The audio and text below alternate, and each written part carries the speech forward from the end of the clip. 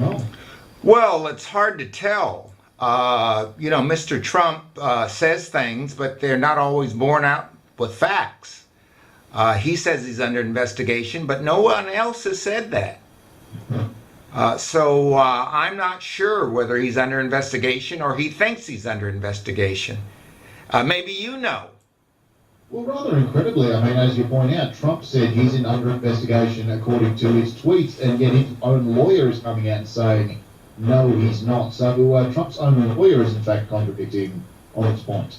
Well, who's his lawyer? I mean, we don't even know that for sure. We know he's talking to a lot of lawyers, and he's done something that's really strange, and I think it's his lawyers. He has not tweeted in 3 days. What is going on? Look, but Trump just can't stop. In spite of claiming that he's got nothing to hide and an investigation would do nothing but, nothing but vindicate him, basically. He never lets up on the attack. Robert Mueller, surely he can't go firing Robert Mueller just like he fired James. Don't be sure of that, mate. He's certainly going to try. A hell of a lot of outcry, I would imagine.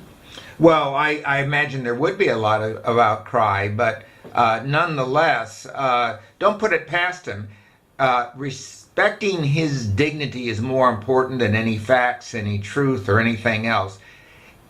Maybe the Russians aren't the issue in the way we think. Maybe the Russians have something on him that he doesn't want the public to know about. That's a possibility, isn't it? Yeah, well, that's certainly a possibility that's been spoken about. There was a rather infamous video they were claiming, or somebody was claiming, the British investigative team that the Russians had in their possession. Yeah, M16 or MI6, I forget the number, but it sounds like they may have something. He has not disputed that either. Look, speaking of James Comey, because we mentioned James Comey there a moment ago, who do we have heading up the FBI now? We've got a new FBI director. We don't, because it hasn't been confirmed by the Senate.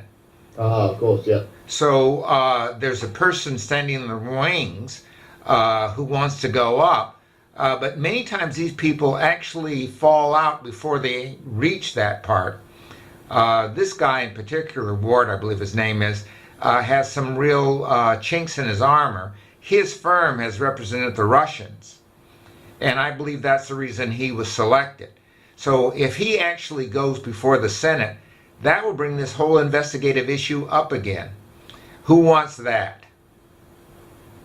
And in related news, Attorney General Jeff Sessions, he's got a lot of flack for his testimony in front of the Senate Intelligence Committee. A lot of umming and ahhing, lots of I don't recalls. What's going on with poor old Sessions? I think Sessions is younger than me. And he's already been having mental lapses and memory lapses and all kinds of lapses. This slippage is not doing the team any good. Think of Comey's testimony compared with Sessions. Comey says, I recall this. I have written it down. These are the things the president said. The president is a liar. He said that 5 times. Wow. So Mr. Comey has a really firm grasp of himself. He appeared well, and Sessions was all over the place. He never answered any questions really except to say hello. After that, he was evasive, and when he wasn't evasive, he said, I don't know. He was sent up there to pour water on Comey, and he poured oil on Comey. This investigation is going farther as a result of his testimony, not less. You know, some are claiming after Sean Spicer that Jeff Sessions could be on his way out. What do you reckon? I think Sessions is out already. He's not out in fact, but he's out of the president's circle. He does not have the trust of the people in the Justice Department. He has everything he's tried to do in the Justice Department has either been undermined by the people in the Justice Department or called into question. So his ability to be effective has pretty much been marginalized, and he's a person in name but not in fact. I mean, obviously I don't sort of disagree with that analysis, but it seems like we've got a lot of people in the Trump administration right now very willing to sell on the basis of their name, sell on the basis of their reputation, and yet the loyalty from Trump in return from Trump really just doesn't seem to be there. No, it isn't. Trump's out to save himself. Do you notice two important people have disappeared? His daughter and his son-in-law. Where are they? Where are all the people who are around him? Except for your Breitbart guy, almost everyone else has disappeared. Trump does not have a White House. One of these days we'll do a show on the empty house, because this house is really empty. Conway is a spokesman for Trump, but she gets tripped up by Spicer. He trips up himself. So who is running the White House? We really don't know.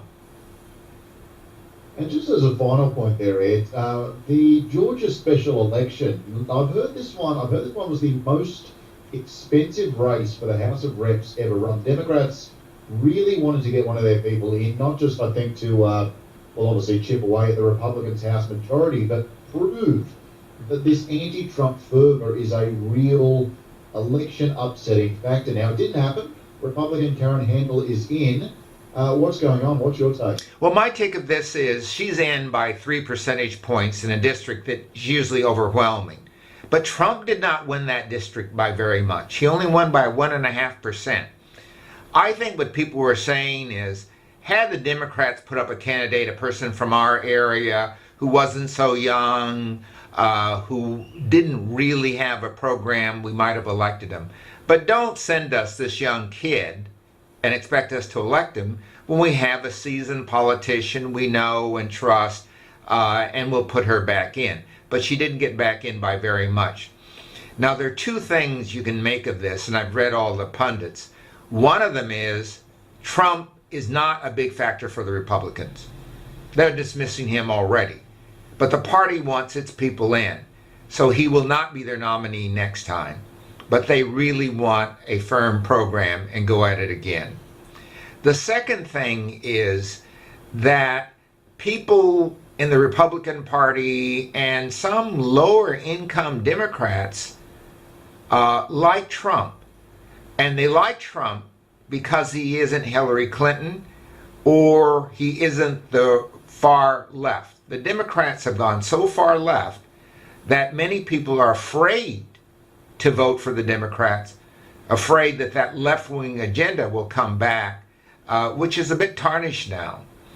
And if you notice, Barry is nowhere in sight. So I really think the Democrats have to re-gear and start going after their traditional base, the working man, get out of this kind of academic, women who are educated, men who've gone to college, and concentrate on the worker, and they'll bring back the others. It is a pleasure as always. Some fantastic insights. Do appreciate you joining us again this week. Thank you, and I'm off to the land of the free and the home of Donald Trump. Enjoy your trip, mate. We'll talk to you when you get back. Thank you. Take care. Just while I've got you for a moment. Yeah. Next week, it's are you going to be in the country next week? Are you going to be around next week? I will not be around next week. Okay, that's fine. I'm actually not doing the show myself next week. I'm going on holiday as well, funnily enough. So basically, it was going to be somebody else. I was going to put you in touch with them so they could go through the questions with you, as it were.